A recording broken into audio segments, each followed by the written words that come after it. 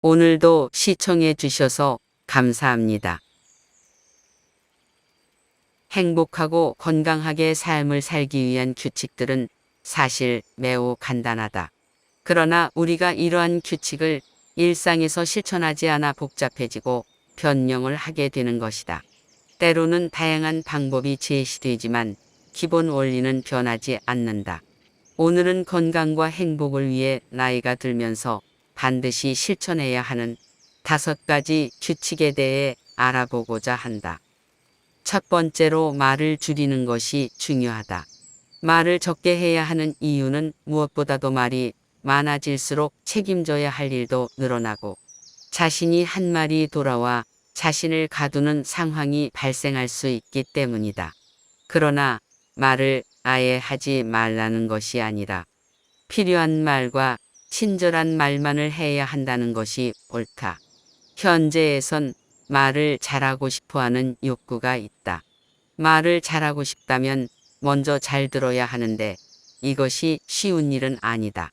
오히려 말을 독점하려는 경향이 있다. 말을 독점하는 사람은 대화의 기술을 모르는 사람이며 상대방을 배려하지 못하는 사람이다. 말을 독점하면 오히려 대화 상대가 줄어들 수 있다. 그럼에도 불구하고 말을 적게 하라는 것은 쓸데없는 말을 줄이라는 뜻이지. 대화가 필요한 사람과의 소통을 끊는 것은 본인만을 생각하는 행동일 뿐이다. 두 번째로 음식 섭취를 줄이는 것이 중요하다. 소식을 하면 뇌세포의 활동이 활발해지고 체중이 5%만 줄어도 허리와 무릎에서 느끼는 부담과 통증이 사라지며 목과 어깨도 가벼워진다. 뿐만 아니라 몸에서 독소가 배출되어 혈액순환도 개선되고 얼굴 라인이 정리되고 뱃살이 줄어들어 청춘 시절의 몸매로 돌아갈 수 있다. 과거에는 배불리 먹는 것이 인류의 수건이었지만 이제는 영양 과잉 상태에서 벗어나야 한다. 그렇게 해야만 삶을 건강하고 가볍게 살 수 있다. 우리가 식사를 할 때의 주된 목적은 미용이 아니라 건강 유지이다. 그러므로 급격한 다이어트보다는 올바른 식습관과 생활 습관을 가지는 것이 중요하다. 그렇게 하면 천천히 몸무게가 자연스레 줄어들 것이다. 세 번째로 화를 즉각적으로 터뜨리지 않는 것이 중요하다. 분노는 단순한 성이 나는 상태가 아니라 여러 감정들이 어우러져 혼란스럽게 뒤섞이는 것이다. 미움, 애정, 싫음, 미안함, 당황, 방어심리, 불안, 피로 등이 섞여 나타날 수 있다. 감정은 사람 간의 관계에서 나오는 것으로 상대에 대한 복잡한 감정 구조로 이루어져 있어 명확하게 정의되기 어려울 때가 많다. 때문에 자신조차도 자신의 감정을 이해하지 못할 때가 있다.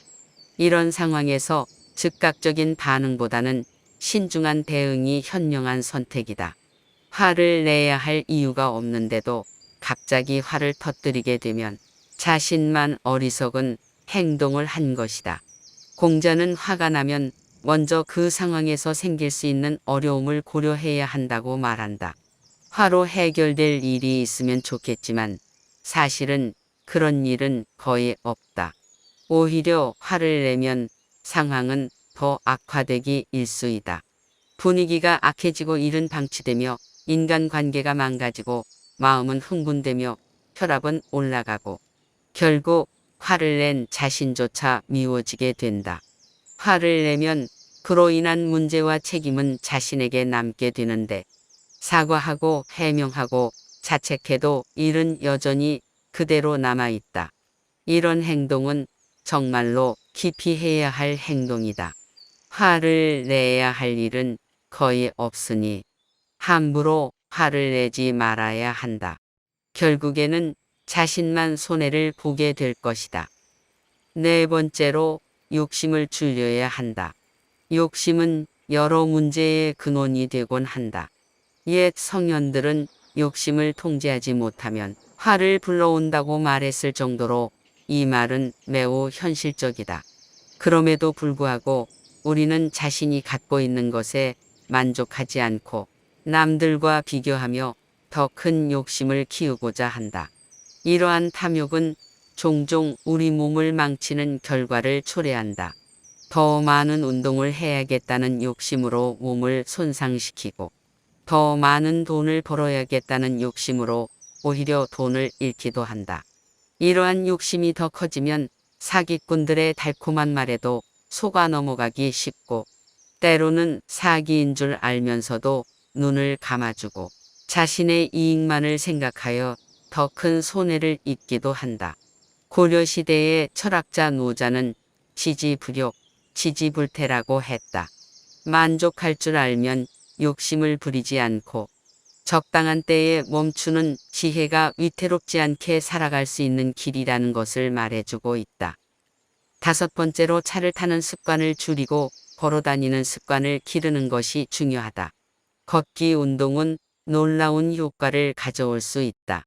하루 30분 이상 걷기 운동을 하면 혈액순환이 증가하고 우울증을 완화하며 뇌기능을 활성화시키고 불면증을 완화시키며 심혈관 질환을 예방하고 호흡기 기능을 향상시키며 스트레스를 완화하고 면역 기능을 강화시키며 허리와 다리 근력을 증가시키며 골다공증을 예방하고 체내 노폐물을 배출하는 등 다양한 이점이 있다.